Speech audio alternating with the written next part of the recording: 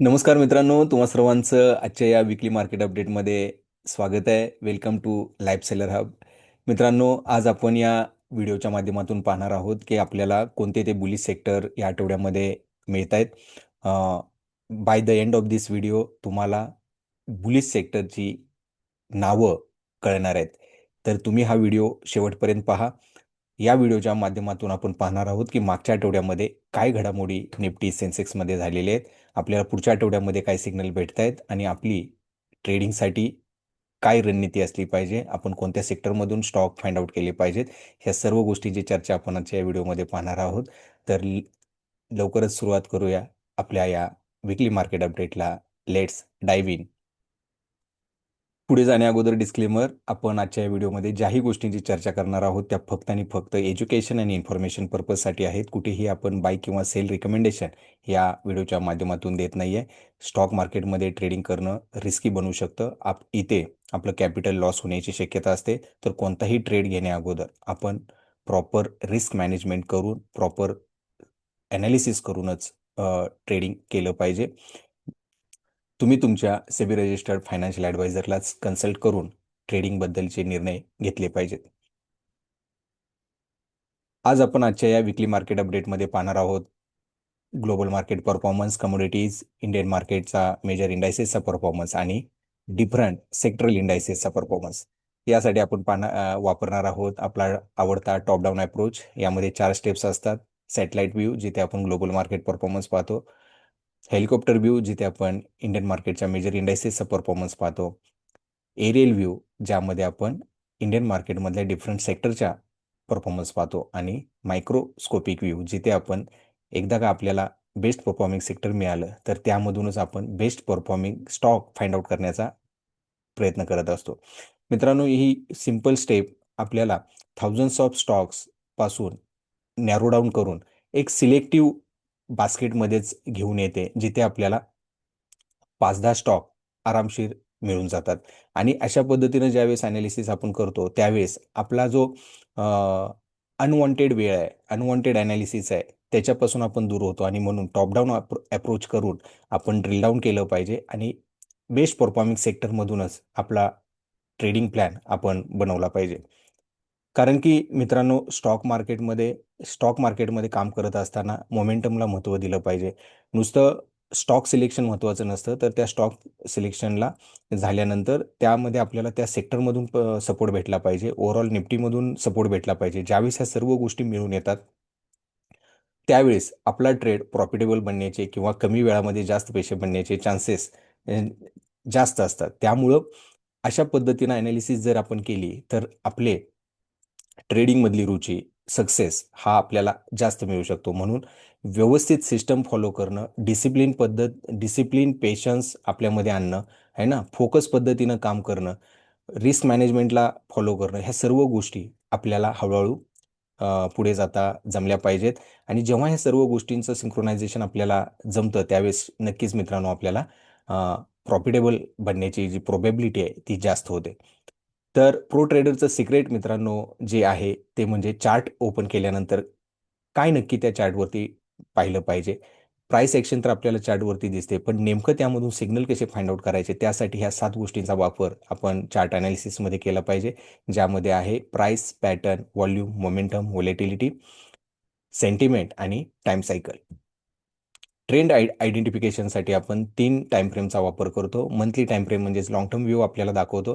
Weekly time frame म्हणजे medium term trend काय आहे त्याचा व्ह्यू आपल्याला मिळतो. आणि डेली टाईम फ्रेमवरती आपल्याला शॉर्ट टर्म ट्रेंड मार्केटमध्ये काय आहे त्याचा व्ह्यू आपण बनवू शकतो. तर मोमेंटमसाठी मित्रांनो आपण RSIचा वापर करतो, रिलेटिव्ह स्ट्रेंथ इंडेक्स. इमेजमध्येही तुम्ही पाहू शकता, जेव्हा RSI 60च्या वरती ट्रेड होतोय त्यावेळेस प्राईसमध्ये पण हायर लो फॉर्मेशन बनत प्राईस वरती जाताना आपण पाहतोय.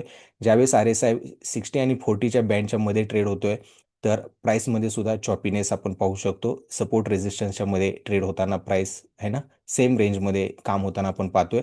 आणि जेव्हा RSI 40पेक्षा खाली ट्रेड होतोय, तर इथे क्लिअरली आपण पाहू शकतो की प्राईसमध्ये सुद्धा लोअर लो फॉर्मेशन आपल्याला मिळत आहेत. तर याच्यावरून आपल्याला दिसून येत आहे की जेव्हा मार्केट ट्रेंडिंग आहे म्हणजे RSI 60च्या वरती ट्रेड करतोय त्याच वेळेस आपल्याला है ना कमी वेळामध्ये जास्त पैसे मिळू शकतात, प्रॉफिट जास्त होऊ शकतं. आणि जेव्हा RSI 40च्या खाली आहे त्यावेळेसच फक्त आपण बेरिश ट्रेड प्लॅन केले पाहिजेत. आणि 40-60चा जो झोन आहे तो आपण most of the time avoid केला पाहिजे ट्रेडिंगसाठी, कारण की इथे काहीच मुवमेंट होत नाही. इथे या टाइम पिरियडमध्ये आपला पैसा अडकून राहू शकतो आणि त्याच वेळामध्ये मार्केटमध्ये दुसऱ्या ज्या अपॉर्च्युनिटी आहेत येतात आपल्या पुढे त्या आपण मिस करतो. म्हणून साईडवेज मार्केटमध्ये म्हणून म्हणलं जातं की ट्रेडिंग केलं नाही पाहिजे. त्याचं कारण म्हणजे दुहेरी लॉस आहे. एक तर आपला पैसा अडकल्यामुळे तिथे आपल्याला प्रॉफिट झाले नाही आणि अपॉर्च्युनिटी मार्केटमधली आपण मिस केली. त्यामुळं लक्षात घेतलं पाहिजे की ट्रेंडिंग कुठे आहे, मोमेंटम कुठे आहे, तिथे आपण अपॉर्च्युनिटीज फाइंड आउट केल्या पाहिजेत.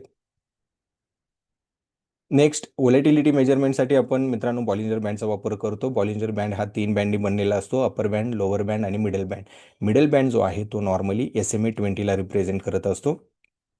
इथं नॉर्मली आपण बॉलिंजर बँड एक्सपान्शन कधी होणार आहे, स्क्वीजमध्ये आपण ट्रेडिंग अवॉइड केली पाहिजे आहे ना. आणि एक्सपान्शनची वाट पाहून प्रॉपर एंट्री आपण जर प्लॅन करायला शिकलो तर मित्रांनो आपल्याला तिथे सुद्धा आहे ना मोमेंटम ट्रेडिंगचा फायदा होऊ शकतो आणि कमी वेळामध्ये जास्त पैसा मिळवण्याचे चान्सेस आपले वाढतात. म्हणून अशा पद्धतीच्या अपॉर्च्युनिटी आपण ट्रॅक केल्या पाहिजेत, फाइंड आउट केल्या पाहिजेत. तर टॉप डाऊन अप्रोचमधली पहिली स्टेप जी आहे सॅटेलाइट व्ह्यू, जिथे आपण ग्लोबल मार्केटचा परफॉर्मन्स पाहतोय. डाव जोन्स मित्रांनो मंथली विकली RSI 60च्या वरती ट्रेड होतोय.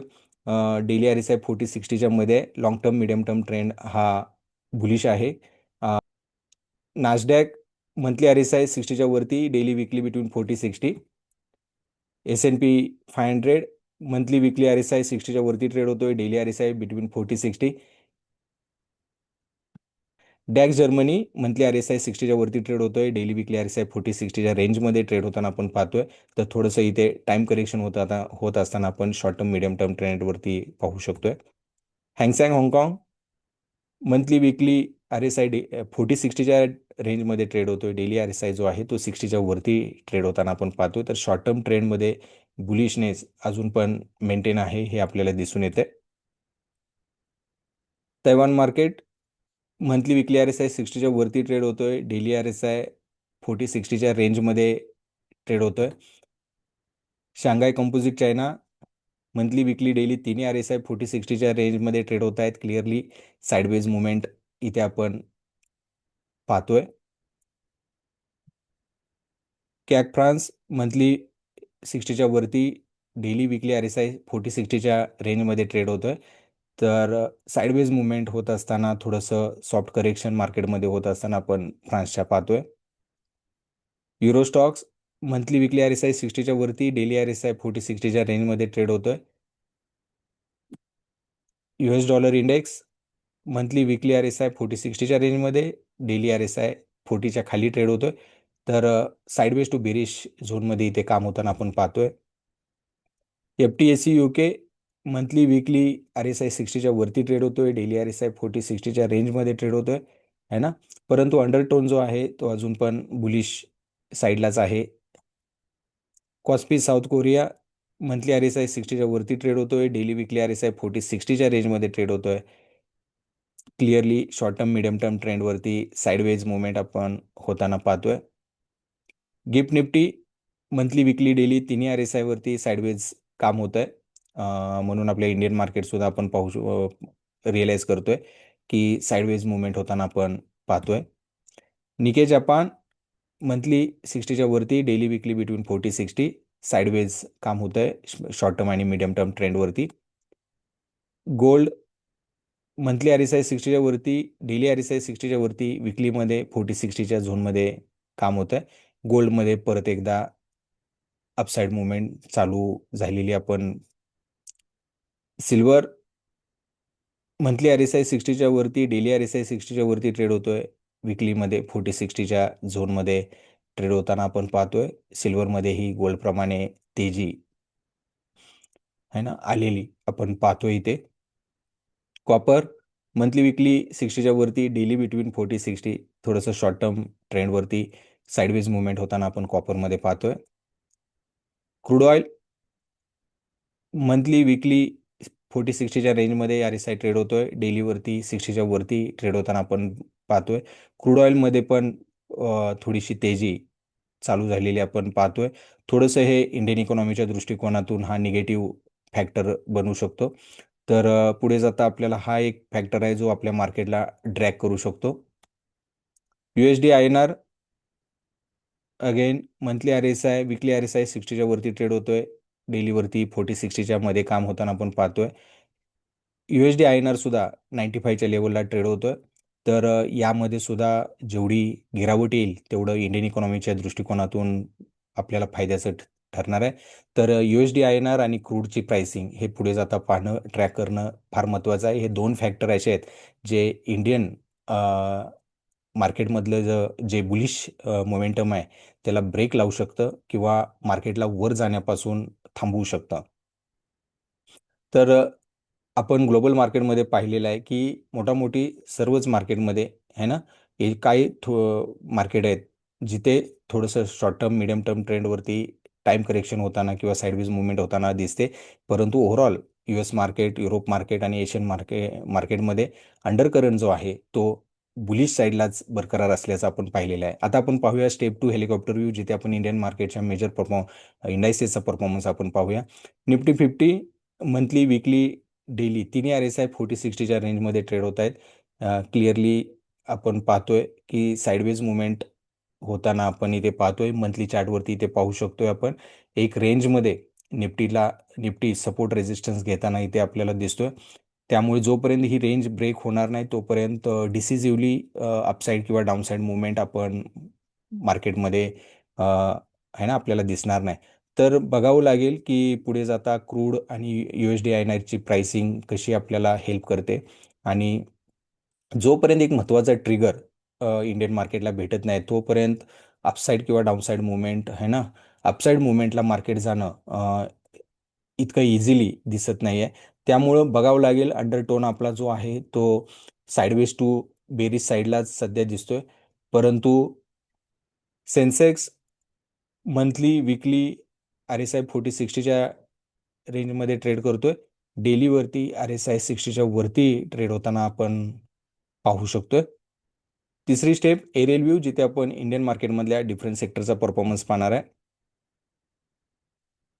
Nifty bank monthly, weekly, daily तिन्ही आर एस आय 40-60च्या रेंजमध्ये ट्रेड होताना आपण पाहतोय. क्लिअरली साईडवेज मुवमेंट आहे.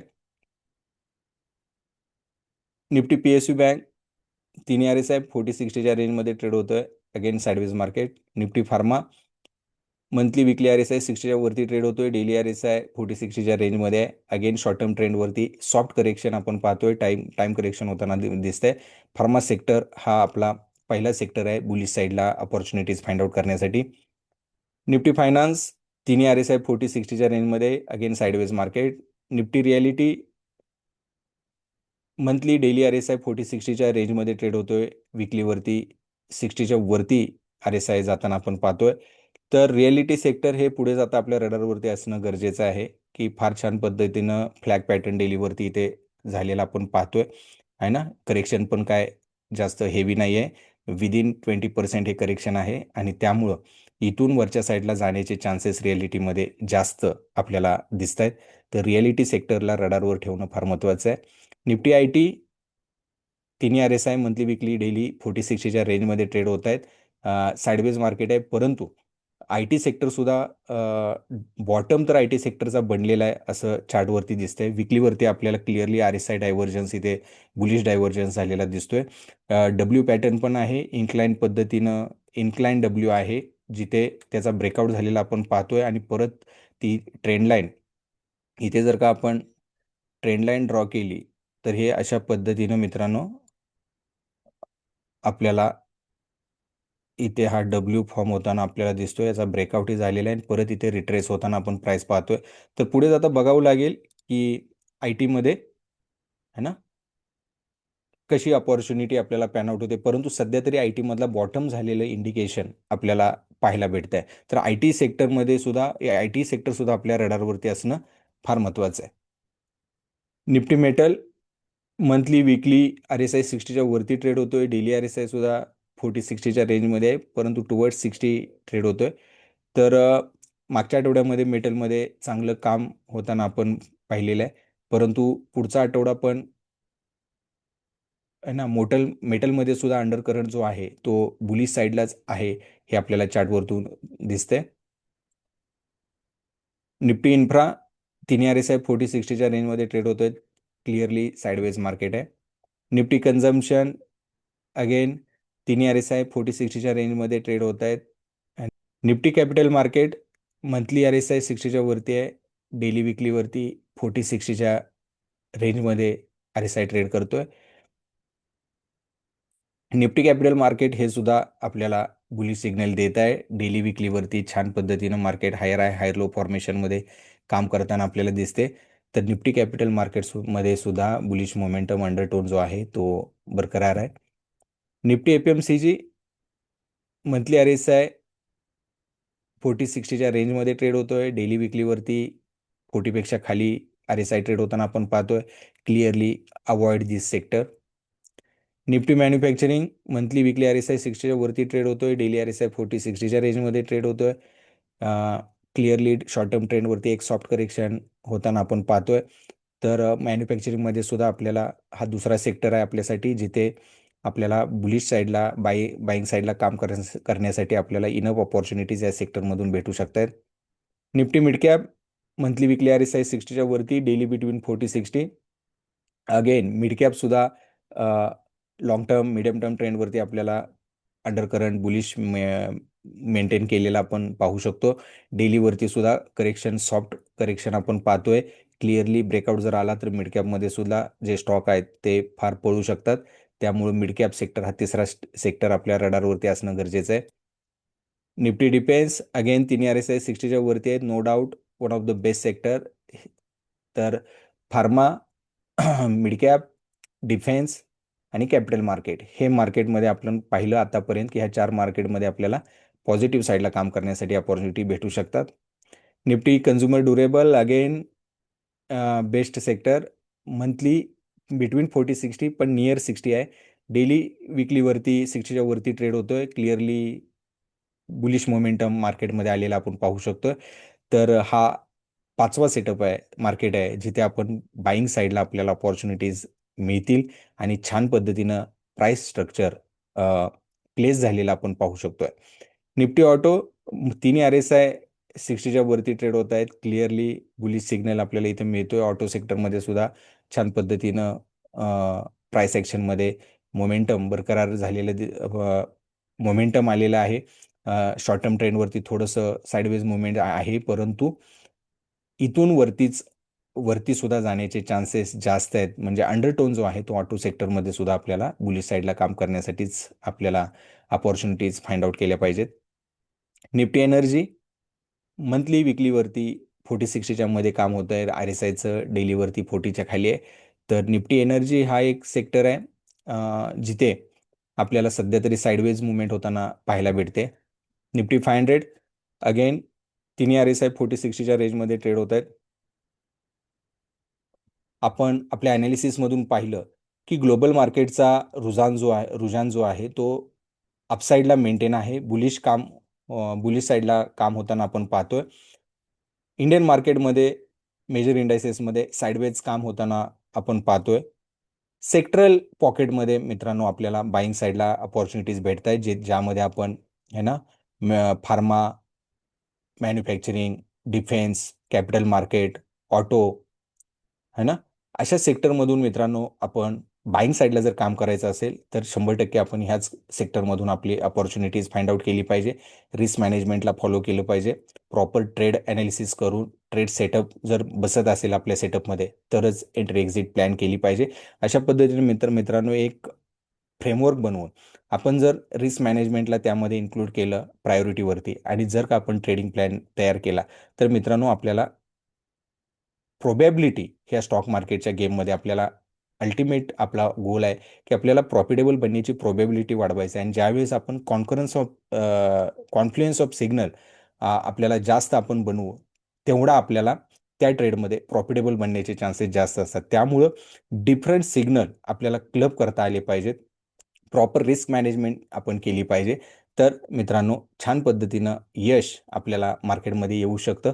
सगळ्यात महत्त्वाचं आहे मार्केटमध्ये टेक्निकल ॲनालिसिस हा एक भाग आहे, परंतु त्याच्यावरती जर काय आहे, तर तो आपला माइंडसेट आहे. तर माइंडसेटवरती काम केलं पाहिजे. आपल्या डिसिप्लिन आपल्याला आणलं पाहिजे. पेशन्स, डिसिप्लिन, फोकस पद्धतीनं आपल्याला काम करता आलं पाहिजे. स्वतःवरती काम केलं पाहिजे. आपल्या बिलीफ सिस्टम, मार्केटबद्दल बघण्याचा दृष्टिकोन, ह्या सर्व गोष्टी सायमल्टेनियसली आपण इम्प्रूव्ह केल्या पाहिजेत. नुसतं चार्ट पाहून, टेक्निकल ॲनालिसिस करून मार्केटमध्ये यश मिळत नाही. तर आपल्याला आपल्या बिलीफ सिस्टम, आपल्या माइंडसेटवरती काम करायला पाहिजे. आहे ना. आपलं एक एन्व्हायरमेंट आपण असं बनवलं पाहिजे, जिथे आपल्याला लाईक माइंडेड पीपलच्या कम्युनिटीमध्ये आपण राहिलं पाहिजे, जिथे आपल्याला स्टॉक मार्केटबद्दल नर्चरिंग आपलं होईल, आपला चांगला माइंडसेट होईल, आपलं लर्निंग वाढेल आणि सिस्टमॅटिक स्ट्रक्चर पद्धतीनं मित्रांनो मार्केटमध्ये काम करता आलं पाहिजे. तर ह्या सर्व गोष्टींची जर तुम्हाला करता आल्या, तर डेफिनेटली मित्रांनो स्टॉक मार्केटमधच्या पिचवरती आपण आपली विकेट आपण टिकवून ठेवू शकतो. जसं क्रिकेटमध्ये मित्रांनो महत्त्वाचं असतं की विकेट नाही जाऊन द्यायची. जोपर्यंत बॅट्समन पिचवरती उभा आहे, तोपर्यंत तो रन बनवू शकतो आणि रन बनवणं त्याचं सेकंडरी टार्गेट असतं. पहिलं टार्गेट असतं विकेटला टिकवून ठेवणं. तसं मार्केटमध्ये काम करत असताना मित्रांनो आपलं टार्गेट, आपलं कॅपिटल प्रोटेक्शन फर्स्ट, म्हणजे रिस्क मॅनेजमेंट पहिल्यांदा करून आपलं कॅपिटल कसं आपण वाचवू शकतो आणि प्रॉफिट बनवणं हा सेकंडरी भाग असला पाहिजे. स्टार्टिंगला ज्यावेळेस आपण नोविस ट्रेडर असतो, त्यावेळेस तर ह्या गोष्टी मॅन्डेटरी आपल्या डोक्यात, लक्षामध्ये आपण ठेवणं गरजेचं आहे. तर आय होप मित्रांनो आजच्या व्हिडिओमधून एक चांगले इन्साइट्स तुम्हाला भेटले असावेत. लर्निंगसाठी हा व्हिडिओ तुमच्या फायद्यात पडेल. तर मित्रांनो, हा जर व्हिडिओ तुम्हाला आवडला असेल तर डेफिनेटली व्हिडिओ लाईक करा, शेअर करा. तुमच्या जवळच्या एका ट्रेडर फ्रेंडबरोबर हा व्हिडिओ शेअर करा. Subscribe to our Life Seller Hub channel and लवकरच भेटूया पुढच्या आठवड्यामध्ये अशाच नवीन विकली मार्केट अपडेटच्या माध्यमातून. तोपर्यंत स्वतःची काळजी घ्या, परिवाराची काळजी घ्या. गुड लक आणि गुड ट्रेडिंग. थँक्यू.